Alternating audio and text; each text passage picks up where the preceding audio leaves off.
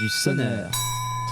Et oui, parce que pour parler du menhir Jean-Marie Le Pen, cette figure de la droite nationale qui s'est éteint à l'âge de 96 ans, nous sommes très heureux d'accueillir Jean-Yves Le Gallou, qui l'a bien connu. Bonjour Jean-Yves Le Gallou. Bonjour Clémence. Et merci beaucoup d'être avec nous. Je rappelle que vous êtes ancien député européen, ancien haut fonctionnaire, président de la Fondation Polémia, cofondateur de l'Institut Iliade, auteur notamment de ce livre, La société de propagande, manuel de résistance au goulag mental, aux éditions de la Nouvelle Librairie. Et puis surtout, puisque c'est notre sujet du jour, vous avez connu et travaillé étroitement avec Jean-Marie Le Pen. Vous avez rejoint le Front National en 1985. Vous avez même élaboré le concept de préférence nationale. Est-ce que vous pouvez nous parler aujourd'hui de Jean-Marie Le Pen ? Jean-Marie Le Pen, c'est un homme qui se tenait droit, qui ne pliait pas. Il ne pliait jamais. Voilà. C'est ce qui a fait sa force, parce que il a discerné un certain nombre de problèmes français et européens d'ailleurs avant les autres, que ce soit la crise démographique ou la crise migratoire, ou plus exactement l'invasion migratoire, et il a porté ces sujets sur la place publique. Il a payé du prix fort, il a payé du prix de la diabolisation, mais il n'a jamais plié.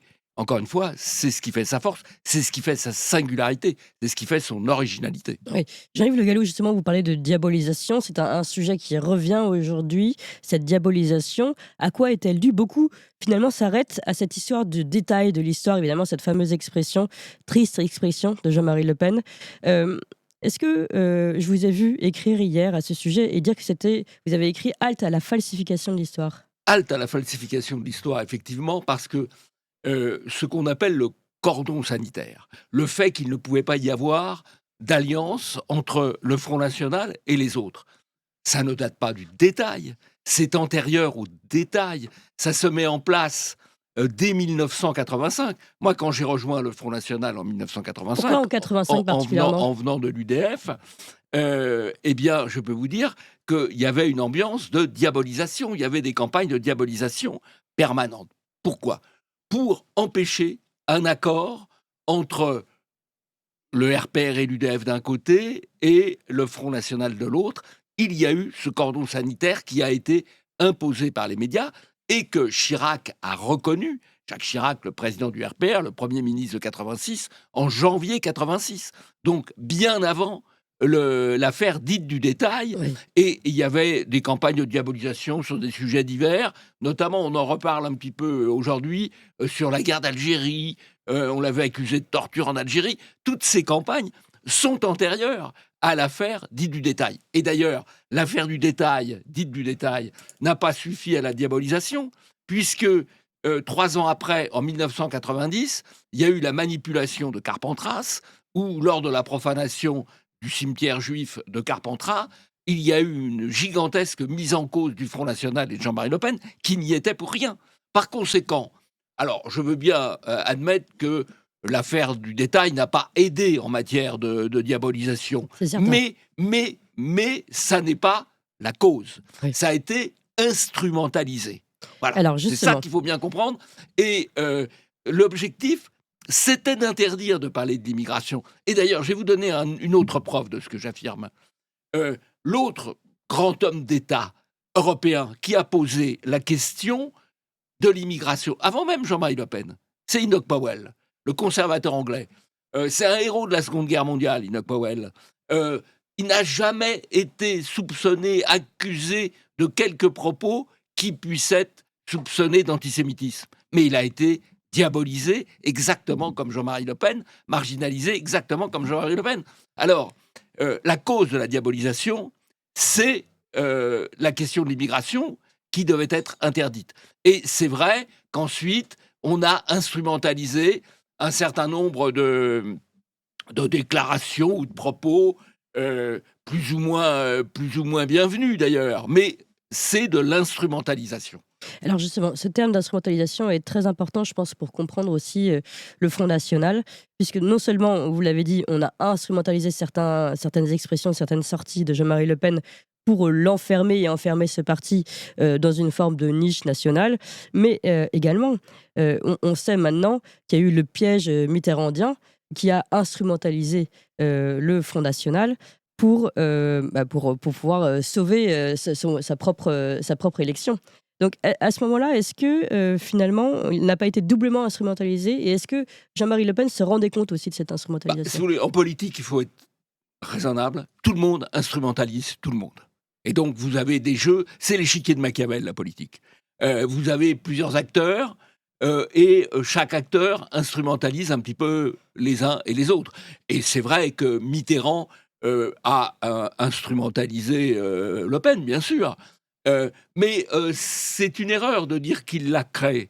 Parce que Le Pen a émergé politiquement indépendamment de Mitterrand aux élections municipales de 1983, quand il a franchi la barre des 10% à Paris, 20e, dans le 20e arrondissement, et quand Jean-Pierre Stirbois a obtenu 16% à Dreux et a fait, à l'époque, un accord avec le RPR à Dreux. C'est ça l'origine de l'émergence. Après, il y a eu les élections européennes. Il y a eu, alors on dit, Mitterrand l'a aidé puisqu'il lui a permis d'accéder à une émission de télévision. Ben oui, ça s'appelle le pluralisme. Alors c'est vrai qu'il y a sûrement eu de l'instrumentation. Moi, j'ai assisté au Parlement européen, ou plus exactement à la préfecture de Strasbourg, à une rencontre entre Jean-Marie Le Pen et Mitterrand?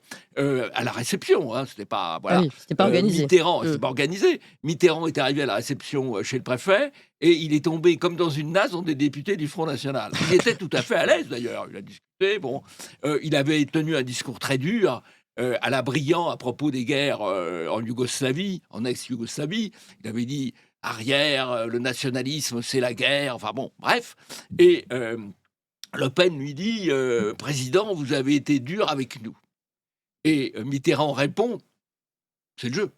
Non. Alors, Ah oui. quand vous voyez après Jospin qui parle du théâtre antifasciste, bah oui, il y a du théâtre C'est ça. antifasciste, bien sûr. C'est ça, qui a été utilisé finalement largement aussi à leur fin, aux fins de ce socialisme.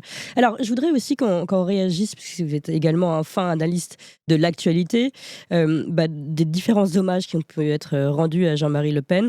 On a vu d'abord un hommage très bref, très limité de l'Élysée, avec une communication de quelques lignes seulement, hein, qui souligne une figure historique de l'extrême droite, dont le rôle dans la vie publique de notre pays pendant près de 60 ans relève désormais du jugement de l'histoire. Voilà ce que dit l'Élysée. Alors écoutez, le jugement d'histoire, ça c'est simple. D'abord, est-ce qu'il y aura encore une histoire française Oui. en 2080, 2100? S'il y a encore une histoire française en 2080, il y aura des places Jean-Marie Le Pen partout. Voilà. Et il y aura une damnation de Pourquoi, la à votre mémoire, avis? Oui, une parce que damnation de la mémoire des chevaliers du déclin, à savoir Macron, Hollande et quelques autres. S'il y a encore, si la France existe encore, S'il y a ce encore qui une n'est pas France. certain. Ouais. Mais si c'est le cas, le jugement de l'histoire sera très clair. Intéressant. Et concernant évidemment ces fêtes, cette gauche à la fête qu'on a pu voir, je vais vous passer rapidement un extrait Place de la République de cette gauche qui a décidé de célébrer de manière, on peut le dire, hein, pardonnez-moi ce jugement moral, mais tout de même assez vulgaire, la mort d'un homme. On regarde. Bardella, on t'aura, Le Pen, on t'a eu. Bardella, on t'aura, Le Pen, on t'a eu. Bardella, on t'aura. On t'a eu. Bardella, on t'aura. Le Pen, on t'a eu. Bardella, on t'aura. Jean-Yves Le Gallou, comment réagissez-vous à cette gauche qui aujourd'hui célèbre la fête, la mort d'un homme? Bah écoutez, apparemment c'est quand même dans l'ensemble des gens plutôt jeunes, donc je Oui. ferai deux remarques. D'abord, c'est une très belle réussite de l'éducation nationale. Oui. Parce que l'éducation nationale n'est pas capable d'apprendre les mathématiques ou le français ou l'histoire, mais elle est capable d'endoctriner. Donc je dois dire, respect à l'éducation nationale, c'est la première remarque.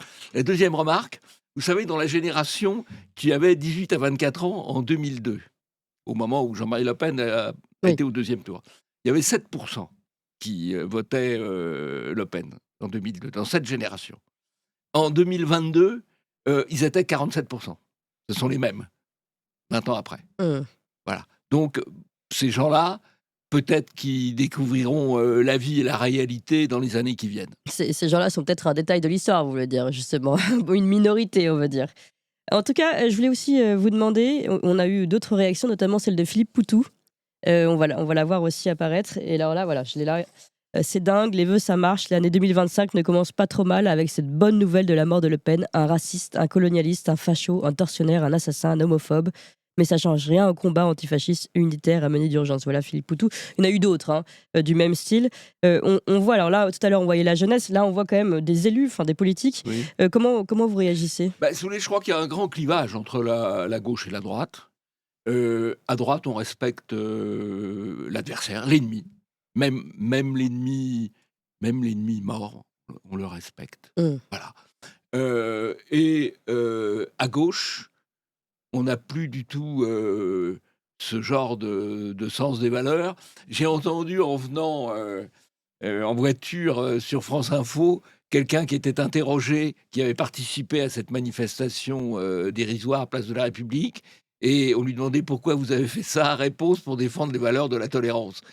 On est dans un niveau de sottise et quand même de décivilisation.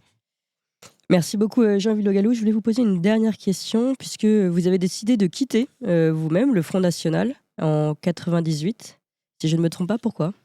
J'en ai plutôt été exclu que je ne l'ai quitté. Enfin, j'en suis parti. Si vous voulez, en 98, il y a eu un conflit interne entre les équipes de Maigret auxquelles j'appartenais et Jean-Marie Le Pen. Et le conflit a dégénéré dans une scission. Donc effectivement, je parle d'autant plus à l'aise en bien de Jean-Marie Le Pen aujourd'hui que je l'ai à un moment de ma vie quitté et combattu. Oui. Voilà. Bon. Quelles étaient les raisons politiques de ce combat ? Quelle était votre Je pense qu'il y a eu un conflit entre une vision très personnelle de Jean-Marie Le Pen et une vision plus collective, plus partisane de Maigret. Peut-être un conflit aussi entre les priorités à donner à l'élection présidentielle ou à l'implantation locale. Et puis, vous savez, ce sont aussi des conflits d'hommes. D'hommes, évidemment. Voilà. Voilà. Mais depuis, il y avait bien longtemps que j'avais rétabli des relations de paix avec Jean-Marie Le Pen. Et le fait que je l'ai combattu à un moment donné ne m'empêche pas d'avoir un bilan, comme on dit, globalement positif. Et même globalement très positif. Voilà. Merci beaucoup Jean-Yves Le Gallou pour ce témoignage rare. Je rappelle que vous l'avez bien connu, vous avez travaillé avec lui pendant près de 13 ans, c'est ça ? 13 ans. 13 ans, merci encore. Jean-Yves Le Gallou, je rappelle aussi votre livre, puisque vous parlez de l'éducation nationale qui fonctionnait bien. Eh bien, éduquez plutôt vos enfants avec ce livre-là, La société de propagande, manuel de résistance au goulag mental, aux éditions de la Nouvelle Librairie. Merci encore Jean-Yves Le Gallou. Merci.